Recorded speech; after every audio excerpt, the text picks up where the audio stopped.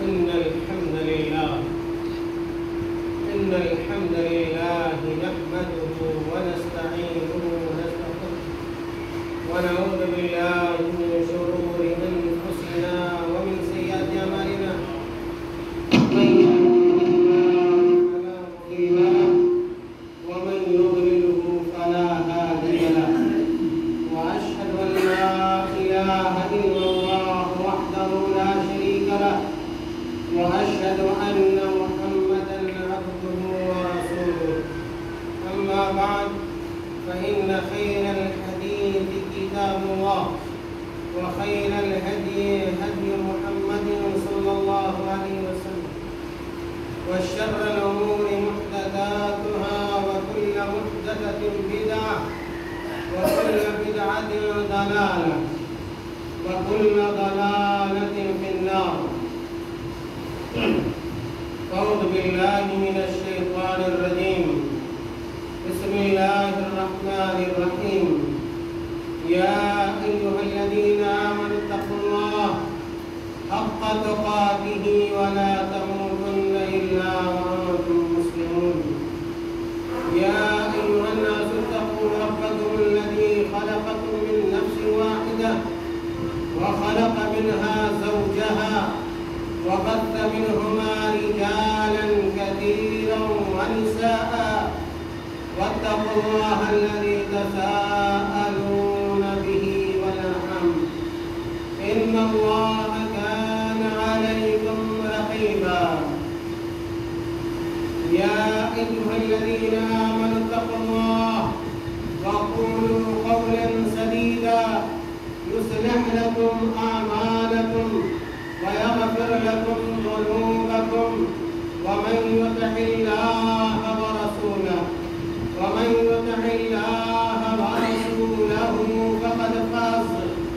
فقد فاز فوزا عظيما. وقال تعالى في مقام آخر: لقد كان لكم في رسول الله أسوة حسنة لمن كان يرجو الله واليوم الآخر وذكر الله كثيرا.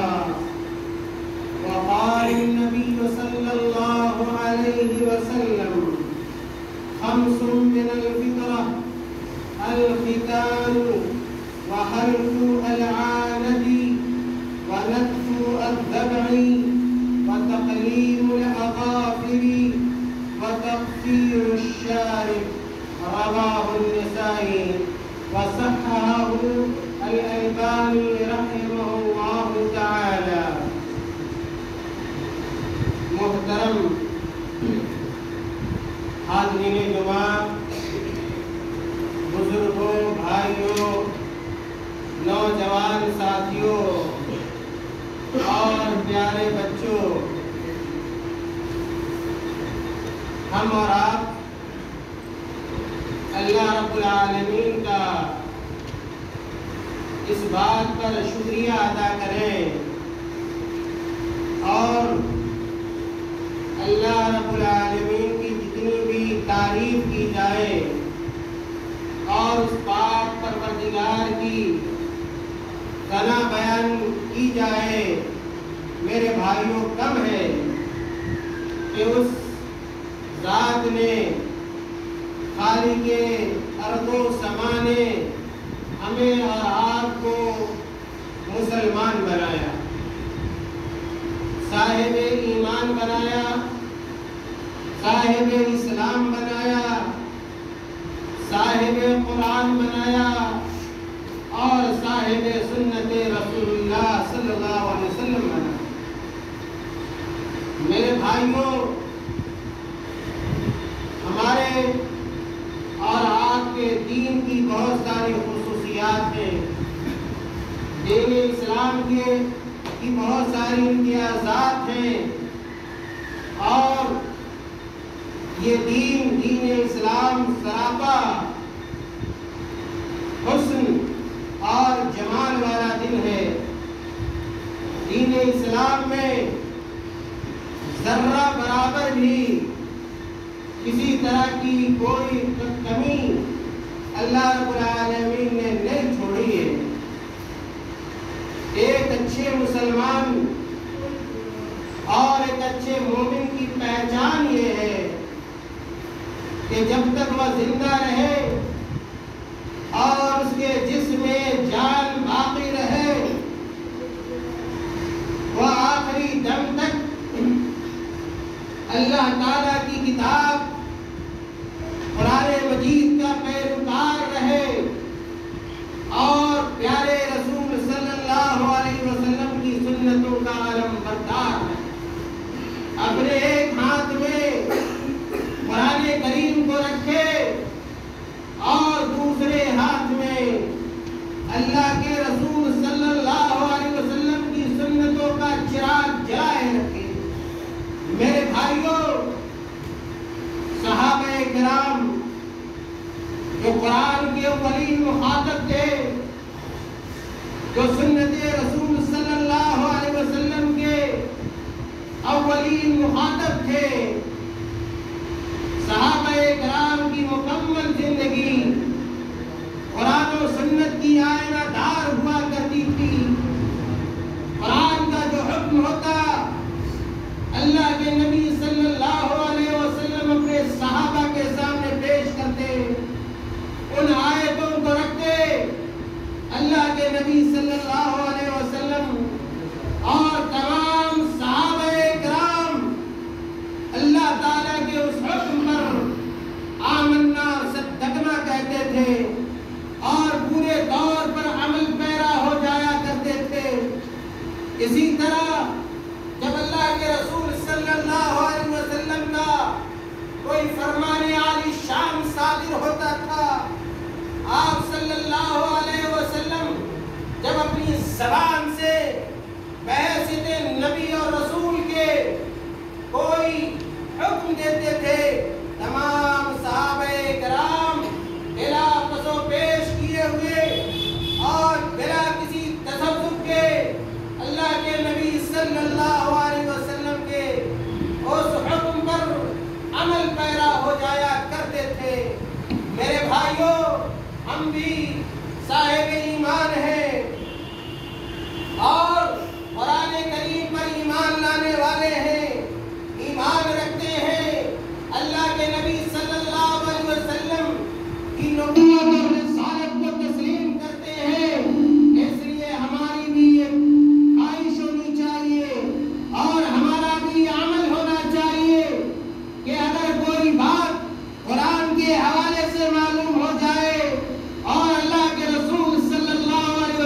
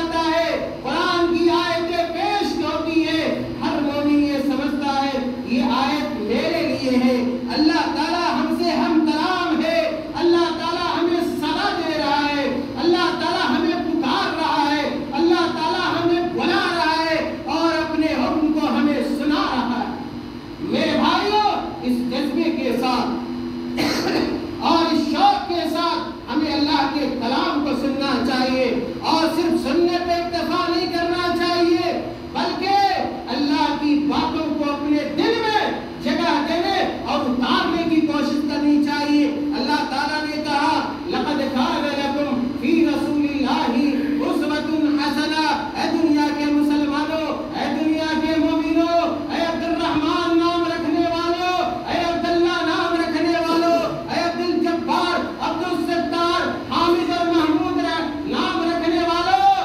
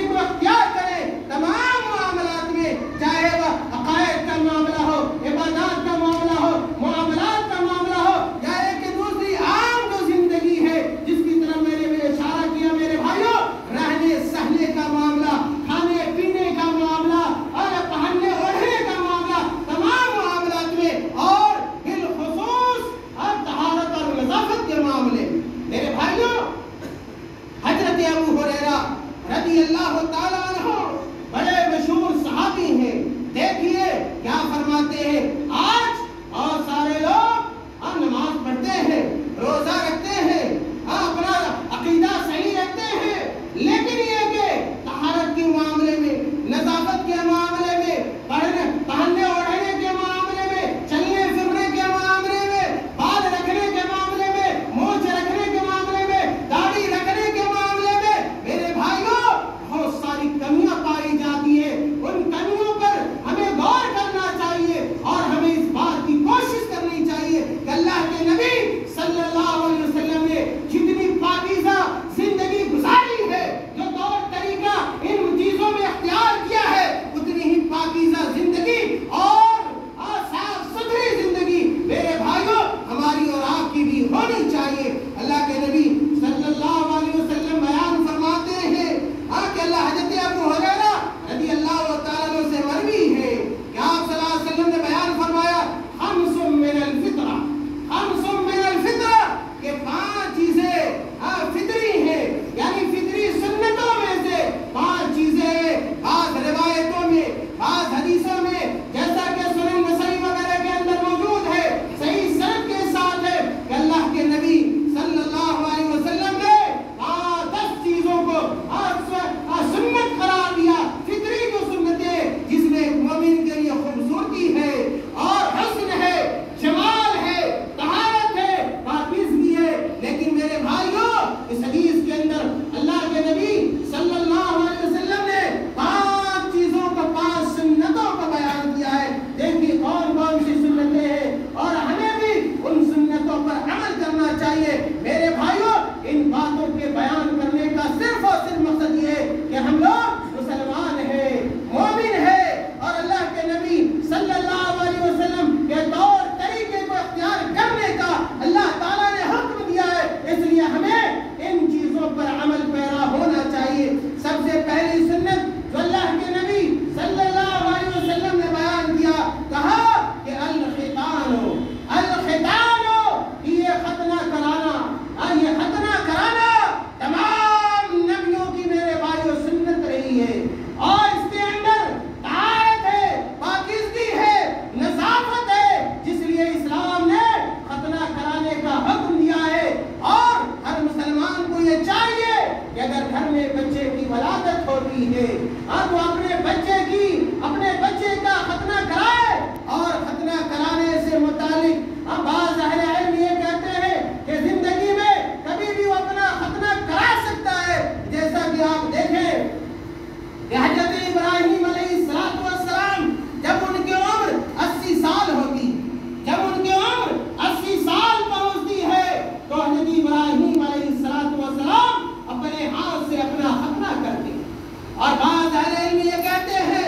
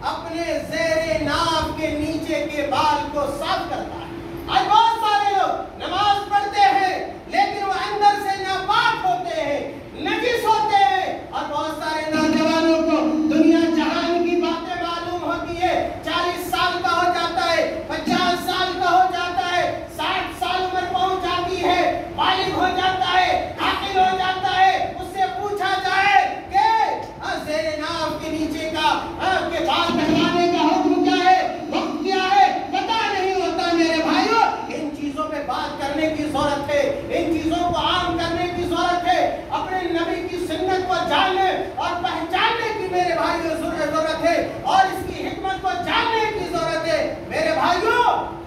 تو زیر ناف کے نیچے کا جو بال اللہ کے نبی صلی اللہ علیہ وسلم نے حلق کرانے کا حکم دیا،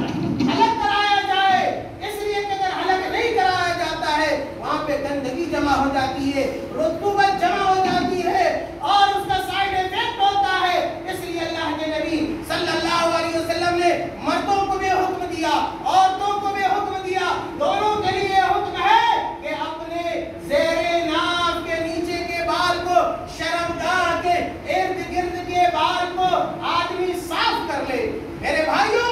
سوال یہ پیدا ہوتا ہے کہ آخر زیادہ سے زیادہ کتنے دنوں تک ہم لوگ چھوڑ کے رکھ سکتے ہیں، یا کتنے دنوں کے بھیتر یا اندر ہمیں اس طرح کی صفائی ستھرائی کر لینی چاہیے، چاہے وہ ناخن کا معاملہ ہو، ناخن کی صفائی کا معاملہ ہو، یا یہ کہ موچھ کے کاٹنے کا معاملہ ہو، یا یہ کہ زیر ناف کے نیچے اور شرمگاہ کے ارد گرد کے بال کو کاٹنے کا معاملہ ہو۔ میرے بھائیوں صحیح مسلم کی روایت آتی ہے، صحیح مسلم کی روایت کے بعد صحابہ نے اللہ کے نبی صلی اللہ علیہ وسلم سے پوچھا، اے اللہ کے نبی صلی اللہ علیہ وسلم ان چیزوں کی صفائی ہم کب تک کر لیں؟ تو اللہ کے رسول صلی اللہ علیہ وسلم نے کہا کہ زیادہ سے زیادہ میرے بھائیوں زیادہ سے زیادہ 40 دنوں تک چھوڑا جا سکتا ہے، اور اس سے پہلے ہی آدمی کو اپنا ناخن کاٹ لینا چاہیے اور مونچھ کو چھوٹی کر لینا چاہیے، اور زیر ناف کے نیچے کے بالوں کو صاف کر لینا چاہیے۔ اور حکمت کیا ہے؟ اگر آپ بڑا بڑا ناخن رکھتے ہیں میرے بھائیوں، اس کے اندر گندگی جمع ہو جاتی ہے، آپ قضائے حاجت کے لیے جاتے ہیں، آپ پیشاب پخانے کے لیے جاتے ہیں، وہاں کے قطرات لگ سکتے ہیں، وہاں کی گندگی لگ سکتی ہے، اور جب آپ کھانا کھاتے ہیں یا پانی پیتے ہیں تو آپ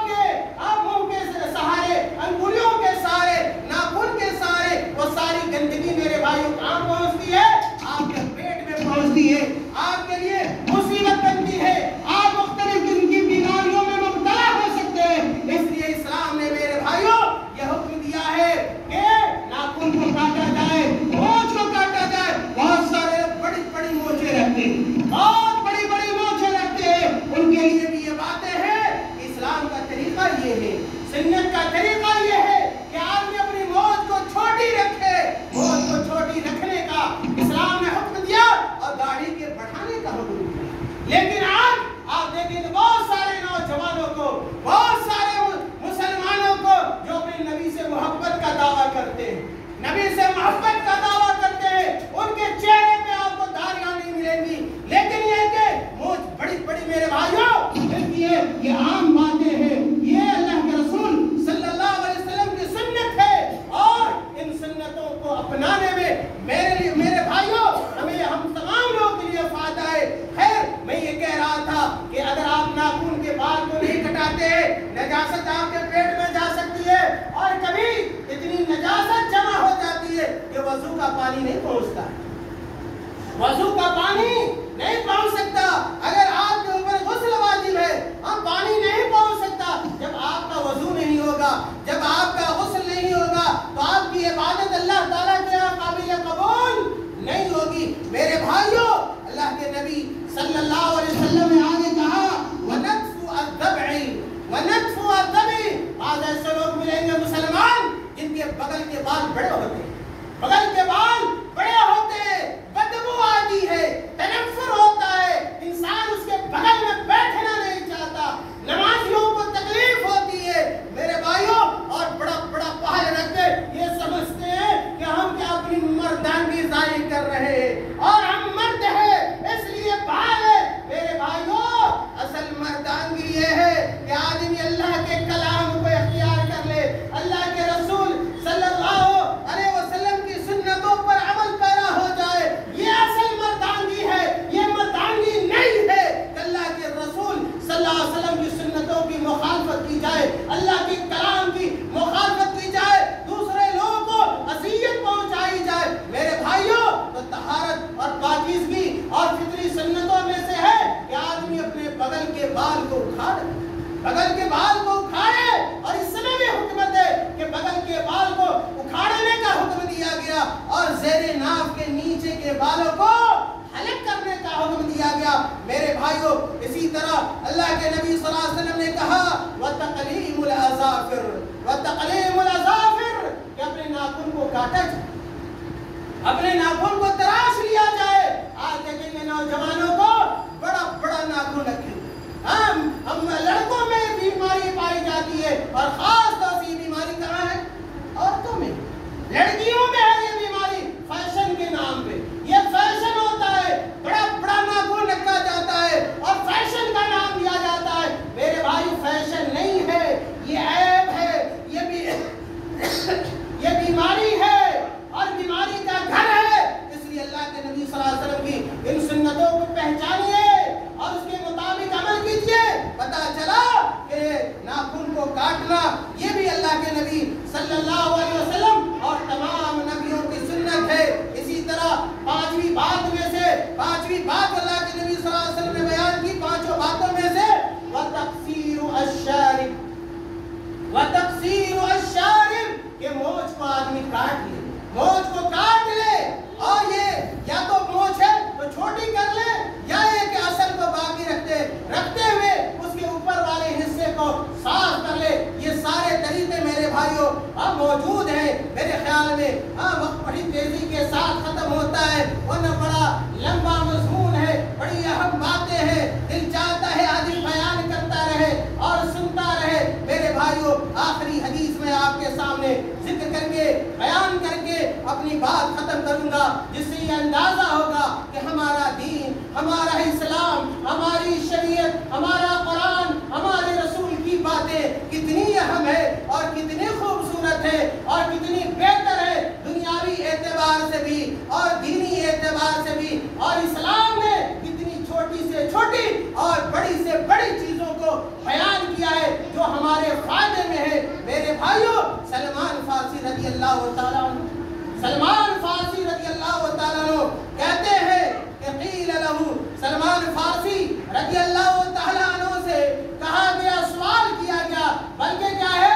ان کے اوپر اعتراض کیا گیا اور ان کے اوپر کمنٹ کیا گیا جب وہ جب اسلام لے آئے اور مسلمان ہو گئے۔ سلمان فارسی رضی اللہ تعالیٰ عنہ، ان کے جاننے والے نے، ان کے پہچاننے والے نے ان کے اوپر کمنٹ کرنا شروع کر دیا اور کہا ان کو مخاطب کرتے ہوئے کہ قد علمکم نبیکم صلی اللہ علیہ وسلم کل شیء حتی الخراء کہ اے سلمان، تم جس نبی پر ایمان لے آئے ہو، جس کا کلمہ تم نے پڑھ لیا ہے، جس کا نام تم لیتے رہتے ہو، تمہارا نبی تو ایسا ہے جو تمہیں ہر چیز کے بارے میں بتلاتا ہے، یہاں تک کہ پیشاب پیخانے کا طریقہ بھی تمہارا نبی بتلاتا ہے۔ میرے بھائیوں، دراصل ان کافروں نے، ان مشرکوں نے بطور طنز کی یہ باتیں کہی تھی، بطور طنز کے یہ باتیں کہی تھی، لیکن سلمان فارسی رضی اللہ تعالیٰ عنہ نے جب یہ باتیں سنی تو کہا کہ اجل ہاں، ہمارے نبی وہ ہے جو اس طرح کی باتوں کو بھی بیان کرتے ہیں، چھوٹی باتوں کا بھی ذکر کرتے ہیں، بڑی باتوں کے بارے میں بتلاتے ہیں۔ اور سلمان فارسی رضی اللہ تعالیٰ عنہ نے اس موقع سے کہا لقد نہانا ان نستقبل القبلۃ لغایۃ او بول، کہ ہاں ہمارے نبی وہ ہے جو ہمیں پیشاب کرتے وقت قبلہ رو ہونے سے اور پاخانہ کرتے وقت قبلہ رو ہونے سے منع کرتے ہیں۔ آج دیکھیے نوجوانوں کو پیشاب کے لیے کھڑے ہوں گے، پتہ نہیں چہرہ کہاں ہوتا ہے، پیٹھ کہاں ہوتی ہے، پاخانے کے لیے جائیں گے، کبھی سہارا میں جائیں گے، کوئی خبر نہیں ہوتی ہے پیشاب کیسے کرنا چاہیے، پاخانہ کیسے کرنا چاہیے، کس طرح منہ کرنا چاہیے، ان تمام چیزوں کے بارے میں میرے بھائیوں علم نہیں ہوتا ہے، حالانکہ ہماری شریعت نے ان چیزوں کے بارے میں بیان کیا ہے۔ خیر، سلمان فارسی رضی اللہ تعالیٰ عنہ نے آگے کہا کہ او نستنجی بالیمین او نستنجی باقل من 3 احجار، کہ اللہ کے نبی، کہ ہمارے نبی نے اس بات سے منع کیا ہے کہ ہم داہنے ہاتھ سے استنجا کریں، داہنے ہاتھ سے استنجا کریں۔ جب آدمی پیشاب کر لے، پاخانہ کرے تو داہنے ہاتھ کا استعمال کرے۔ اس سے بھی ہمارے رسول نے کیا کیا ہے؟ منع فرمایا ہے۔ لیکن آج پیشاب کرتے وقت، استنجا کرتے کون سا ہاتھ استعمال کرتے ہیں؟ دائنا ہاتھ استعمال کرتے ہیں، پتھر کا دائنے ہاتھ سے استعمال کرتے ہیں۔ میرے بھائیوں، سلمان فارسی رضی اللہ تعالیٰ عنہ نے کہا ہمارے نبی ان چیزوں سے بھی منع کرتے ہیں، یا یہ کہ اگر پانی کہیں نہیں ہے، آپ نے پیشاب کیا ہے، آپ نے پاخانہ کیا ہے، تو اگر صاف کرنا چاہتے ہیں پتھر سے صاف کیجئے، مٹی سے صاف کیجئے۔ سلمان فارسی رضی اللہ تعالیٰ نے کہا او نستنجیہ برجیع او عظم، کہ ہمارے نبی نے اس بات سے بھی منع کیا ہے کہ ہم پیشاب اور پاخانہ کو صاف کرنے کے لیے ہم لیج کا استعمال کریں۔ کس چیز کا استعمال کریں؟ لیج کا، گوبر کا استعمال کریں، اس لیے کہ اس سے طہارت نہیں ہو سکتی، اس سے پاکیزگی نہیں ہو سکتی۔ اور اسی طرح کا کہ ہمارے نبی نے اس بات سے بھی منع کیا ہے کہ ہم طہارت حاصل کرنے کے لیے ہم ہڈی کا استعمال کریں۔ اور دوسری حکمتیں بتلائی گئی جو صحیح حکمت ہے کہ یہ دونوں چیز، چاہے وہ لیج ہو، گوبر ہو یا یہ کہ ہڈی ہو، یہ چیزیں جنوں کی خوراک ہے، جن کھاتے ہیں۔ اس لیے ہماری شریعت میں اللہ کے رسول صلی اللہ علیہ وسلم نے طہارت کے لیے اور نجاست دور کرنے کے لیے ان چیزوں کے استعمال سے منع فرمایا ہے۔ میرے بھائیوں، باتیں بہت ساری ہیں کہ آج ہمارا معاشرہ کتنا فاسد ہو گیا، کتنا خراب ہو گیا کہ ہم جب بال رکھتے ہیں بال بھی بڑے بڑے رکھتے ہیں، کہیں سے کوئی بال ہلک کروا لیا، کہیں چھوڑ دیا۔ اس سے بھی اللہ کے نبی صلی اللہ علیہ وسلم نے منع فرمایا ہے۔ جیسا کہ حدیث کے اندر بیان ہے بال لمبے لمبے رکھے جاتے ہیں، حالانکہ وائل بن حجر رضی اللہ تعالیٰ عنہ کو اللہ کے نبی صلی اللہ علیہ وسلم نے چھوٹا بال رکھنے کا حکم دیا ہے۔ اسی طرح عورتوں میں بھی بہت ساری معاشرتی بیماریاں ہیں، زیب و زینت کے نام پر، خوبصورتی کے نام پر ایسی چیزوں کا استعمال کیا جاتا ہے اور اختیار کیا جاتا ہے جسے قرآن نے منع کیا ہے۔ حدیث میں اللہ کے رسول صلی اللہ علیہ وسلم نے منع فرمایا ہے۔ میرے بھائیوں، میرا پیغام یہ ہے، میرا اعلان یہ ہے، اور یہ بات میں آپ کے دل و دماغ تک پہنچانا چاہتا ہوں کہ اللہ نے بڑا انعام کیا اور بڑا اکرام کیا، اللہ کی بڑی مہربانی ہے۔ اس اللہ نے ہمیں جانور نہ بنا کر انسان بنایا، انسانوں میں بھی مسلمان بنایا، مسلمانوں میں بھی اپنے آخری رسول صلی اللہ علیہ وسلم کا امتی بنایا ہے۔ اس لیے ہر حال میں ہمیں قرآن کا خیال ہونا چاہیے، ہمیں اپنے نبی کا خیال ہونا چاہیے، ان کی سنتوں کا خیال ہونا چاہیے، ان کے طور طریقے کا خیال ہونا چاہیے۔ اللہ تعالیٰ سے دعا ہے کہ اللہ تعالیٰ ہمیں اور آپ کو جب تک اس دنیا میں زندہ رکھے کتاب و سنت پر عمل کرنے کی توفیق عطا فرمائے، اور جب ہمارا خاتمہ ہو ایمان پر ہو